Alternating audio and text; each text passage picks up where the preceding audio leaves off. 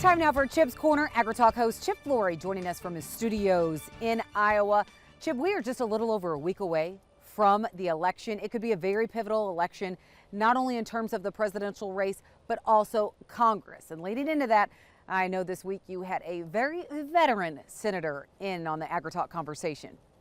Yeah, that's right, Tyne. When we do have a senior senator like Senator Grassley on, we've got to talk on this close to the elections. We've got to talk to him about what the elections in general mean. You know, we've got to talk about what are the rules and the rights of legally registered voters.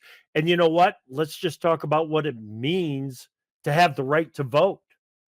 You got a chance in America to rule or be ruled. You have a chance to govern or be governed, and I hope you want to be a part of the process of governing. And the basis of that is voting. And a lot of people around this, about 80% of the people on the face of this globe, don't have that privilege that we have in the United States under the Constitution. That's right. So take advantage of the rules and the rights that you have in this country. Get out there and vote on November 5th. That'd be the bottom line there. Well, and Chip, one of those areas that's drawing quite the controversy in ag is where both of those presidential candidates stand in terms of trade. Yes, absolutely, Tyne. And there's a lot of concern, a lot of anxiety over the trade issues when it comes to the choices that we have in the presidential election. There's a lot of farmers that don't think that the Biden Harris or the Harris Walz administrations even have a trade policy when you get right down to it. And then when you look at the trade issues of a second potential Trump administration, it's loaded up with all kinds of tariff talk, and there's a lot of concern about that as well. And here's what Senator Grassley had to say about that. I'm a free trader because I think we got to negotiate tariffs down if we're going to sell our agriculture products overseas.